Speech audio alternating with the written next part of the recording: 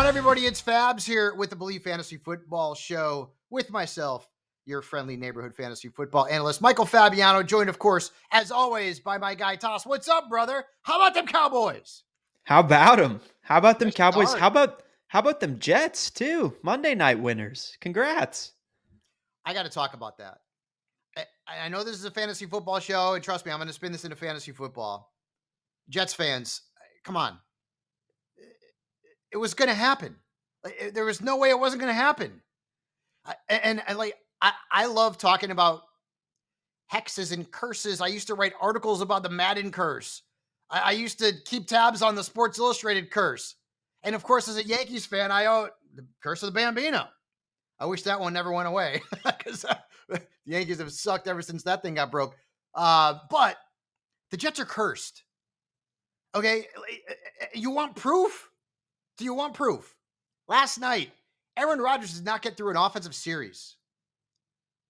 And right now, all the reports are Achilles done.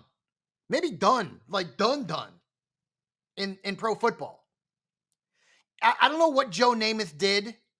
I don't know if he sold his soul to the devil at a club in New York City way back in the 60s. But whatever happened, the Jets are cursed. And they're cursed at quarterback. I mean, they've had some really bad first-round draft picks, too. Don't get me wrong. I'm not going to say that. But they're cursed at quarterback. I mean, listen. 83 draft, anybody? Dan Marino? Yeah, he was available. They took Ken O'Brien. Ken O'Brien was okay. He wasn't Dan Marino. Dan Marino was the best quarterback of his era. Jets could have had him. Let's go into the 90s. They took Browning Nagel in the second round. I mean, he had more picks than touchdowns in his career. They drafted Jeff Blake in the 6th round. He didn't do anything with Cincinnati. And that was only a couple good years. They drafted Glenn Foley, Chuck Clement. Those guys did buckus. Chad Pennington. Okay, he was a good quarterback. He was all right. He was 32-29 with the Jets. So he's 3 games over 500. And these are just the guys they drafted. Okay? Brooks Bollinger, Brad Smith, Kellen Clemens, Eric Ainge. And now, and keep in mind too, Jets could have had Tom Brady. I mean, every team could have had Tom Brady, but they could have had Tom Brady. Now, let's talk about more recent drafts. Sam Darnold. Ugh, not good. Mark Sanchez got him to a couple of AFC Championship games, but what is he most known for? Butt fumble. Butt fumble. In 98, when you guys were Super Bowl favorites or at least contenders, Testaverde blows out his Achilles. Coincidence? And then you bring Favre in. Favre had his worst year as a pro with the Jets. He had 22 touchdowns and 6 came in one game against the Cardinals, and he had 22 picks. The next year, he was in Minnesota, and he played at an MVP level. So he went to New York and was terrible, and then he went to Minnesota. Boom. Now you got Rodgers. I have a lot of Jets friends.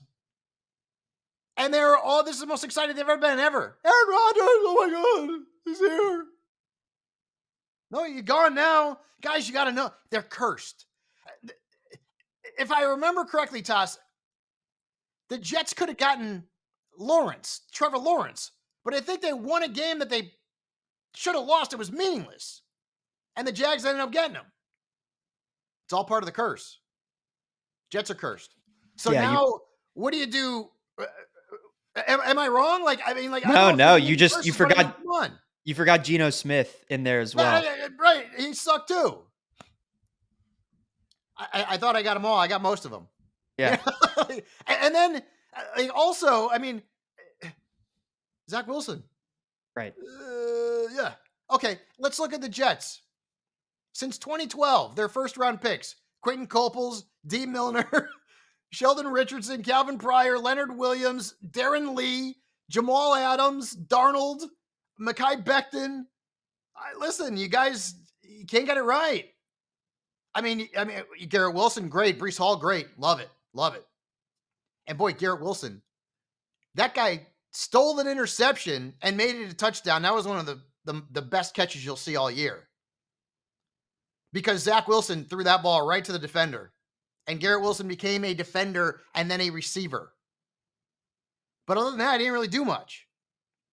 And now you're worried about that whole. Now, I will say this. Garrett Wilson was the offensive rookie of the year last year with 3 crappy quarterbacks. Joe Flacco past his prime, Zach Wilson, and Mike White.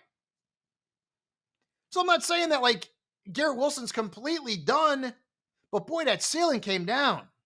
Big time. Big time. That's a problem. And for those of you who think I'm crazy about the curse thing, I never had Mark Sanchez on a fantasy team. I never had Sam Darnold on a fantasy team. I didn't draft Zach Wilson in Dynasty. And you know how many teams out of the 15 I have Aaron Rodgers? None. None. Oh, you're an idiot, Fabiano. Hey, this thing has become predictive. It has. And this is not just like a decade or two. This is dating back to the 70s, right? Like before a lot of you were born. Anyways, not a good night. And you know what, too, Tass? What the hell's wrong with Josh Allen? And this dates back to last year, too. Josh Allen, everyone's talking about Dak Prescott. He's interception prone and blah, blah, blah, blah. Look at Josh Allen. Yeah, he's been terrible. Who led the league in all-out turnovers from the quarterback position last year? Josh Allen. Yeah, not Dak Prescott. Yeah. I mean, Dak might have because he didn't play the whole season, but still. But I mean, sure, like, yeah. Josh Allen had 3 interceptions and fumbled last night. He almost had a butt fumble. And week 1, I think a lot of it you could throw away. A lot of it we're still learning. We're still learning here in fantasy, right? But look at the elite quarterbacks in week 1. Jalen Hurts, subpar. Lamar Jackson was terrible. 6 points. 6 points. All right? Joe Burrow, not good at all.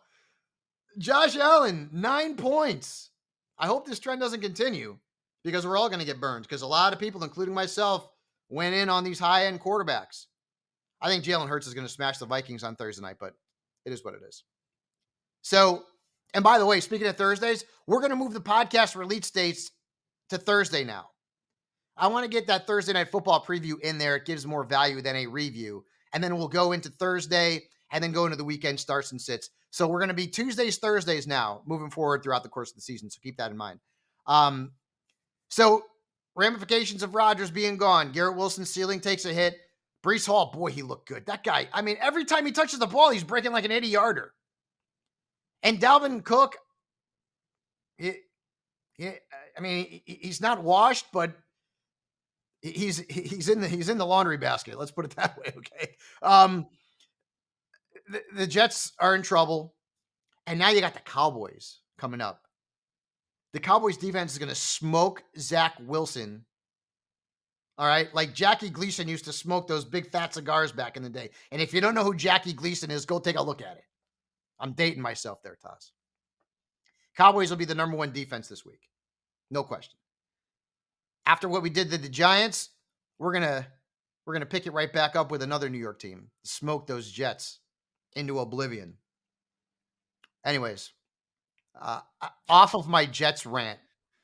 I'm sorry, they're cursed. I don't care. You do at least know that if you're a Dalvin Cook owner and a Breece Hall owner, those guys are getting a ton of work the rest of the season. That's the one. That's good. Yeah. That's the one stipulation there. Dalvin got more snaps and more touches last night. I think at some point that'll flip.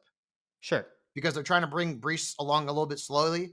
I mean, you could tell on that long run he had, like he couldn't put it into the next year. He looks about 90% there. Yeah, I remember like J.K. Dobbins. That kind of happened with him last year too. Which is scary because when that guy's 100%, no one's catching him. He's awesome. Oh my gosh. I'll never forget. We had LaDainian Tomlinson on my Sirius XM show, and LaDainian was raving about Breece Hall coming out of college. Raved about him. So that always registered for me. Speaking of Dobbins, Achilles, he's out for the year. I feel terrible for the guy. Let's go through some of the injuries. Feel horrible for the guy. I don't know if his career is over. And to be quite honest with you, I don't know who to pick up. It's going to be a committee between Gus Edwards and Justice Hill and Melvin Gordon's going to be in the mix too. unless they sign Fournette or Kareem Hunt, or maybe they trade for Jonathan Taylor. I don't know. But that Baltimore, I was really, really hoping Dobbins could do something, and poor kid just can't stay healthy. Aaron Jones had a hamstring. He said he could have gone back into the game. These are just a few names to keep tabs on. Austin Eckler's got an ankle. I texted him. I didn't hear back from him. If I do hear anything, I'll let you guys know. But he's got an ankle, so Joshua Kelly is going to be an out off the waiver wire just in case. Deontay Johnson's going to miss a few weeks because of the hamstring. Tyler Lockett suffered a head injury. Great matchup coming up. I think he's going to be fine. He's got to probably pass protocol. Make sure you keep tabs on his status. Same thing with Jacoby Myers, although Myers has looked really bad. And they got Buffalo this week, so keep tabs on Jacoby Myers and what's going on with him, because he popped. He had a couple of touchdowns last week, and a lot of people are going to think about maybe putting him in their lineup, although I don't know if you want to do that against Buffalo. So let's get into some of the risers and fallers from the week. The biggest riser has got to be Tua. 466, 3 touchdowns. If he can stay healthy, and nobody on the planet wants to see Tua get hit and not get up or get up woozy. He's a good player. And boy, they lit the Chargers defense up like a Christmas tree. They got New England this week. That's going to be an interesting matchup, Tass. New England's a hell of a lot better defense. So New England definitely, they limited. I know A.J. Brown had 7 receptions, but it was nothing upfield for them. Devontae Smith was hardly involved. Goddard didn't get much action either. He didn't have a catch. Yeah. Goddard didn't have a catch. Yeah, so keep that in mind. Brandon Ayuk. It was funny because I was listening to the Sirius XM NFL radio during the games, and the Niners announcers, they do Ayuk is on fire, and they had 2 of those. Brandon scored a couple of touchdowns. He scored 32 points. It was a career high, 32.9. He's the best fantasy receiver in San Francisco. He was last year too. I know we love Debo. He's a bigger name. Ayuk's the guy. Calvin Ridley hadn't played a game since 2021. Oh, well, 8 catches, 101 yards, a touchdown, 24 points later. Giddy up. And you got Kansas City coming up next. And their defense ain't that good, especially, with a lack of a pass rush. We saw that against Detroit. Yeah, quick little thing on Ayuk. Tracy Sandler, who's a beat reporter for the 49ers, she has a team in the Believe League. Okay. She told me before the year, she said she thinks Ayuk is primed for superstardom and is going to be better as a player, not even just on the fantasy side, than Deebo Samuel. And it has nothing to do with Deebo as a guy, because she's a huge believer in him too. But her week 1 kind of prediction is definitely coming to fruition here. And he clearly has a connection with Brock Purdy. This is a guy, I had him on my bench in a couple of leagues, Fabs, and I'm going to be starting him week 2. You got the Rams this week. Yeah, for sure. He's becoming almost a must-start. Who's Bandy B flexing in our league? That is the 4th and Flex podcast. They're another fantasy football podcast out there. All right. We beat them this week. Oh, you beat them? There you go. And we had 0 points from Goddard. And Rashad White stunk. But you know who one of our leading scorers was? Actually, our leading scorer, you're not going to believe this. Who was it? Jake Elliott. Jake Elliott had 19.7 points. Yeah. Who says kickers don't matter? They do matter. They do matter. But that just goes to show, again, we were talking about the Patriots defense. They are a very good defense. But of course, the Eagles are a team that executes. Special teams, offense, defense. They always get it done. Another kicker, Jake Moody had a really good game too. Rookie kicker. He did, and I didn't love him. I was dead wrong about this. Vegas gave out a Christmas gift in September. 2 points. I thought that was a sucker bet of all sucker bets. You know who the sucker was? This guy. Yeah. Back to the risers. Michael Pittman Jr. had a big week. I didn't see it coming. Big game, 97 yards, over 24 points, had a touchdown. That's good news. Now, he does have the Texans this week. I got to talk about the Texans, by the way. We're going to talk about the Texans a little bit later on. Zay Flowers. Todd Monken, is that your game plan? Throw it to Flowers every time. 10 targets. Nobody else on the team had more than 3. But they've got Cincinnati this week. Their defense is good. We'll get into that. The fallers. Speaking of the Bengals, what the hell was that? That was gross. They had one guy score more than 10 points. Joe Mixon, he had 10.1. Everybody else was under 10, including Jamar. T. Higgins didn't have a catch. On 8 targets, no catches. Joe Burrow was awful. Let's just, we'll just kind of rack it up to week 1, whatever. Didn't play in the preseason. Ravens defense is not that great either. So they'll eat against the Ravens. Lamar Jackson, speaking of the Ravens. Baker Mayfield, Sam Howell, CJ Stroud, Desmond Ridder. What do they all have in common? More points than Lamar Jackson. And if this is what Lamar's not running the ball, he had 38 yards. If Monken's offense means that Lamar's not going to run the ball as effectively or as much, he's not going to be a great fantasy quarterback. I'm sorry, he's not. He's not. That's what makes him great. You cut Mike Vick's legs off, guess what? He's an average fantasy quarterback. Got to run the ball. Got to run the ball. And again, they got a tough matchup against the Bengals this week. Najee Harris, who was my sit of the week at running back. Here's the problem. Number 1, they played the Niners. Number 2, he basically had the same amount of touches as Jalen Warren, excuse me. That's problematic. I don't know if that's going to continue moving forward. They've got Cleveland coming up. I mean, you got to play Najee, but and then Jahmyr Gibbs. And now listen, it's 1 week, but David Montgomery was the guy. He had 21 touches. I mean, Gibbs had 9. Gibbs had 2 targets. They have Seattle this week, though. That's a good matchup. Najee did have a 22-yard run where he looked pretty fresh. He hurdled the guy. Yeah. But you're right. I mean, if they have a tough schedule the whole way. It's not easy for any of those AFC North teams. And if he's splitting carries, you thought that volume was going to get you through it. And at least, a mid-end RB2, like it just might not be the case with him. So you have to temper expectations. And then Drake London, I loved the Drake last week. Now I hate him. No catches. That is a problem. Desmond Ridder threw the ball 18 times. That's it. 18 times.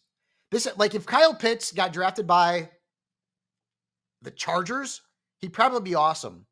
And Kyle Pitts is just getting neutered by this offense. He was the leading receiver on Atlanta at 44 yards or 48 yards. I mean, he didn't do anything. And now Drake London's got to play the Packers and Jair Alexander, who shut down DJ Moore. I'm not playing Drake London this week. I'm just saying. You might not ever want to play Drake London. Well, I'm not giving up on him yet. I'm not going to kill him yet. I'm not burying him yet. But I don't love the matchup this week. Bad. But Atlanta's also. I mean, there's going to be some games where they're going to have to play from behind, negative games. They're going to have to throw the football. But I tell you one thing. I want Taylor Heineke in there. As a Drake London owner, I want Heineke in there. I don't know about this Desmond Ridder. Right, it doesn't really matter in games like this. And I know they're playing the Panthers, but they run the football so well. Tyler Algier, who we're about to mention here. Oh my God, geez Louise. Bichon Robinson. I mean, he didn't have more than 15 touches. They drafted him the 7th overall pick. And my co-host on Fantasy Dirt, Lindsey Rhodes, was 100% right on this. I didn't think this. I thought Algier would have a role like 8 to 10 touches a game. He had 18 touches in this game. He had more than Bichon. He had 24 points. He had more than Bichon, but Bichon was good too. He had 20. So there's enough to go around. Like, you know how we make the comparison about like Mark Ingram and Alvin Kamara all the time? That's what this is going to be. Yeah. And if the Falcons can do that on the ground, you can start both of them. Obviously, Bichon has a higher ceiling, but Algier was the closer last week, man. They gave him the football in the 4th quarter. So they have a lot of faith in that kid. But Bichon still had 20 points, so I'm not going to bitch about it. I mean, get 20 points. I'll take it. And he had 6 catches, and that's big. Let's go through some of the waiver wire guys. We just mentioned Algier. Algier's only owned in 44% of leagues on ESPN. That's crazy town. And I'm never going to mention a guy who's owned in more than 50. Zach Ertz, if you need a tight end, 39.7% ownership on ESPN. 10 targets, most of any tight end in the league. And he's got the Giants coming up this week. He owned the Giants when he played for Philadelphia. Owned them. Averaged 18 points a game against them in their last, I think, 8 or 9 games. Owned them. Sam Laporta. He's about 60% available on ESPN. He played 58 snaps. He ran the most routes on the team at tight end. He had 5 catches. Seattle's bad against tight ends, even though Higbee killed us last week. Ken Gainwell. I told you guys about Ken Gainwell. I said it. I wouldn't be surprised if he was a starter and he led the team in touches and fantasy points. I mean, Rashad Penny was inactive. Healthy scratch. Healthy scratch. I mean, normally when Penny's inactive, he's hurt. So at least he wasn't hurt. And there's no guarantee this is the rotation moving forward, but DeAndre Swift had 2 touches.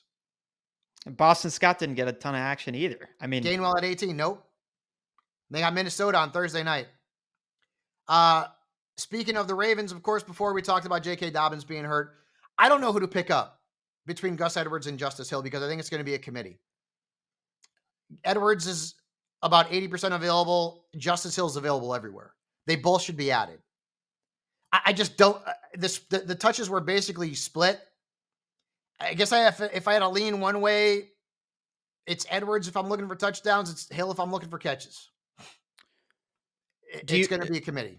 I do, as a Lamar Jackson owner in one league, I'm hopeful that Monken will understand that he has to get Lamar involved as a runner now because he doesn't have the dynamic impact that Dobbins was going to have in that backfield. We need more running from Lamar, that's for sure. Romeo Dobbs. And another thing, too. I'm not listening to snap count limitation reports anymore. Screw that. There's Javonte Williams in the snap count. He had the most touches in Denver's backfield. Split the snaps with Pirine. Even. Romeo Dobbs, you're going to be on a snap count. Guy had 2 touchdowns. Played, 29 snaps? 27 snaps? Something like that. Breece Hall, snap count. Now he was a bit limited last night. Didn't hurt him, though. The guy was breaking off 80-yard runs all day long. I'm not listening to snap counts anymore. They're unreliable. But Dobbs is a good pickup. And if Watson can't play again, Dobbs is a really good start. They got Atlanta coming up. Jordan Love, 3 touchdowns without his number 1 wide receiver. Pretty good. Pretty good. Better than Aaron Rodgers. Listen, now we know he's going to be better than Aaron Rodgers because Rodgers isn't going to play. So he's got Atlanta coming up next. It's a good matchup. Kyron Williams. Why does Sean McVay hate us? And why does he hate Cam Akers? Did Cam Akers kick his dog? I don't know.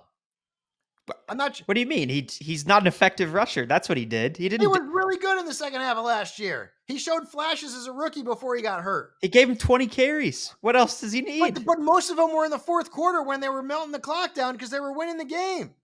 He still was only getting 1 or 2. He was still only getting 1 yard or half a yard. Kyron Williams had almost double, if not double, the snaps of Akers. He was the guy. And quadruple the production. So I don't blame Sean McVay. I don't. It's a bummer, man, because I have Cam Akers. So Kyron Williams got to be added. Puka Nacua too, but this is going to be his best game of the year, folks. I mean, he ain't doing that again. He's not getting 10 catches for 119. I mean, Tutu Atwell had a good game too. You can maybe go on, but they got the Niners coming up. You want to play Puka Nacua against the Niners? Good luck. Have fun with that.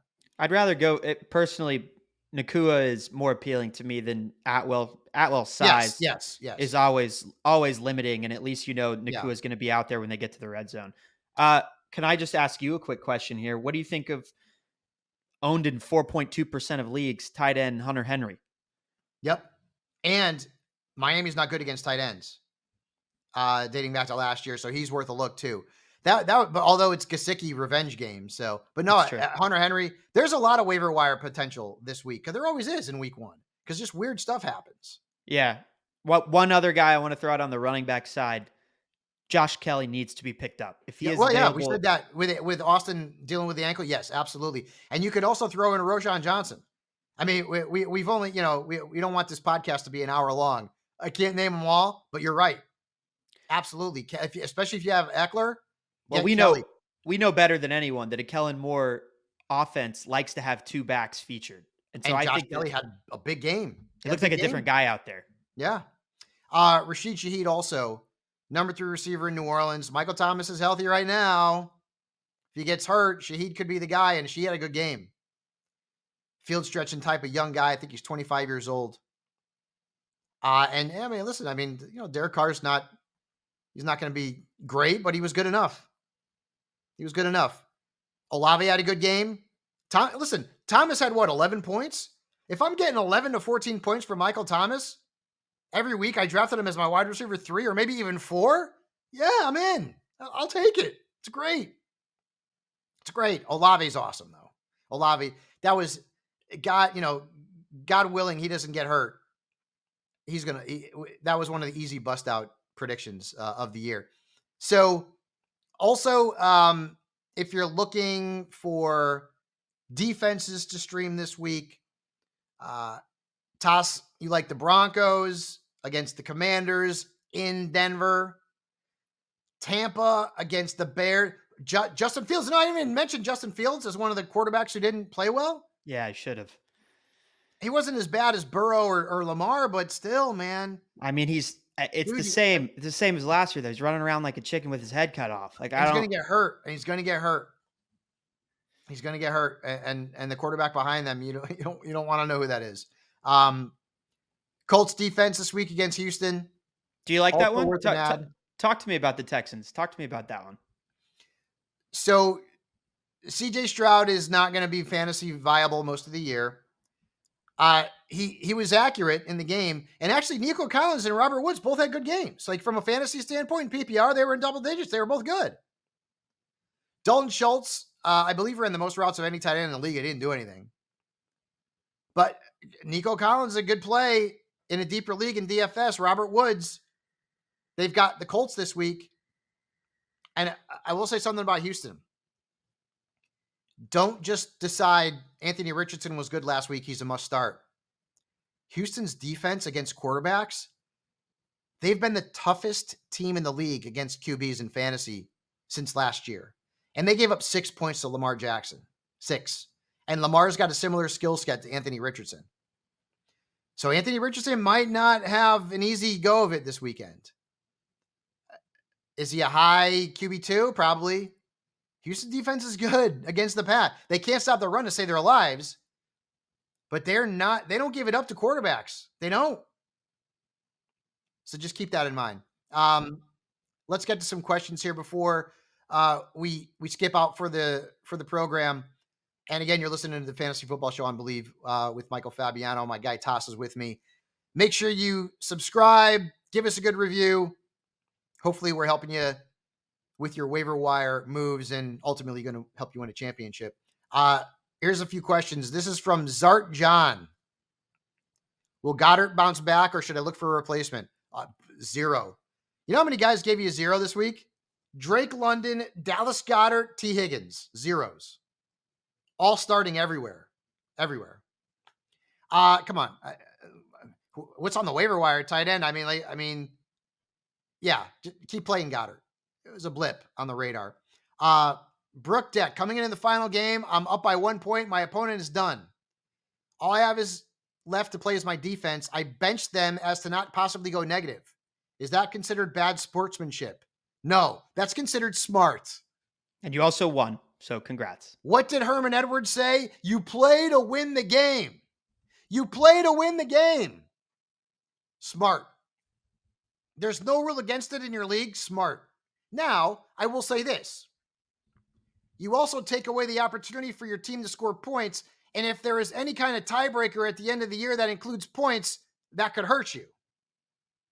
So, like, for example, if you had the Cowboys defense and you took them out and then they went and scored 30, whatever the hell it was, that's going to hurt. Well, if he had the Jets defense, because I assume he was asking the question on Monday, so it was the Monday night game. If he had the Jets defense, they scored almost 20 points. Yeah. You know, I got into an argument with a buddy of mine last night because in my leagues, I don't give return touchdowns to a defense because it's not defense. I don't like special teams. So the players get the points. And that's how I've run my leagues forever. And he was like, oh, yeah, the Jets, why didn't they get the points? Because I don't give. Why not? Read the damn rules.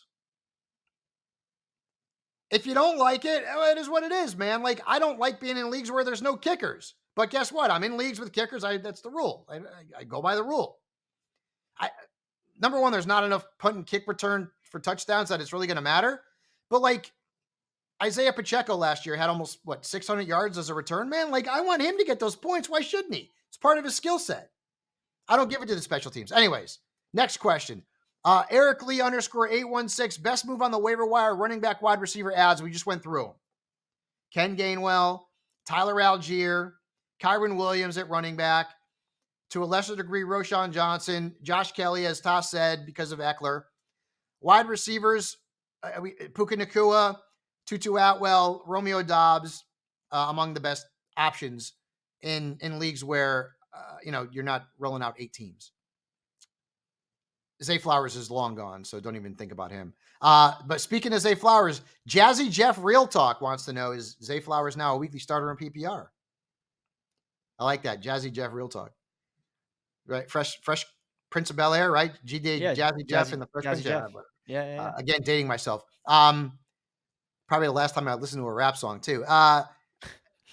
Is he a weekly start? I mean, listen, this week's matchup is going to be interesting. The Bengals are good. Their defense is good. It really is. They're tough against wide receivers. New DB room, though. Still early for that new DB room. But if Monken is going to keep throwing the ball to him 10 times a game, hell yeah, he is. Am I starting him this week if I have him? Probably, yeah. Matchup's not great, though. Where are you at flex consideration every single week for him? Yeah. Right now, yes. Yes. Finally, I know it's Tuesday, but would you start Puka Nacua over T. Higgins or Josh Doxson? Truck 1, 2, 2, 3. No. Higgins is going to bounce back this week. When a guy goes out and has a goose egg like that, and when a team gets embarrassed like that, if they got any kind of gumption, they're going to bounce back salty and ready to produce. And I think that's what the Bengals are going to do this week against the Ravens. Their defense is not that good. The Ravens defense on the perimeters, on the defensive side, they're vulnerable. Nico Collins and Robert Woods combined for almost 30 points. Nico Collins and Robert Woods. Bengals are going to bounce back. T. Higgins is fine. Dotson had 7 targets too. He had 5 catches for 40 yards. Dotson. He was involved. A terrible game. And this is another thing, guys. When I'm doing start 'em and sit 'em, I'm looking at matchups, but I'm looking for opportunities too. Like Rashad White, I liked him. And guess what? He dominated the snaps in the backfield and he dominated the touches. He just didn't do anything with them. That's the world we live in right now. You're just looking for opportunities. Jamal Williams. Remember Jamal Williams? I said, don't play him because the matchup's not good. Tennessee's really good against the run. I had to play him in a few leagues. Why? Not because I liked the matchup, because how could I? Volume. And you hope for a goal line touchdown or something like that. Sometimes you got to play volume over matchup. It's what it is. And you're going to do that this week too. Absolutely going to do that this week with a lot of the same guys. Jamal Williams, better matchup this week though, but the volume is there. Rashad White, better matchup this week though, but the volume is going to be there. Hell, now Ken Gainwell on Thursday night, the volume's going to be there. At least we think it is. Khalil Herbert, now I'm not so sure if the volume's going to be there because it was a 3-headed monster. And Roshan Johnson had the best game from a fantasy perspective. He had 6 catches and a touchdown. And Herbert only had 6 more snaps than Deontay Foreman, so that's a problem. These are the things that we're going to school on. Game script a little bit there, though. The Packers had that game in the bag early. Right. Yes. And obviously they feel good about Roshan as a pass catcher, so that's big. Tosh, you're the man. Again, we are going to be back on Thursdays now. Thursdays to preview TNF, preview the weekend. Jen Piatenti is going to join us with her player props, and she was awesome last week. She always is. She's great. You want them in money? Send a little my way. Venmo me. Or Jen, take us out to dinner. Tass, you can join in. Thanks. I'll eat the bread in the bread basket. That's the Believe Fantasy Football Show with Michael Fabiano. Tuesdays and Thursdays, where you find your podcast, make sure you go and find us, download us, listen, and educate yourself. And let's win a fantasy championship together. We will see you on Thursday, everybody. Have a great week.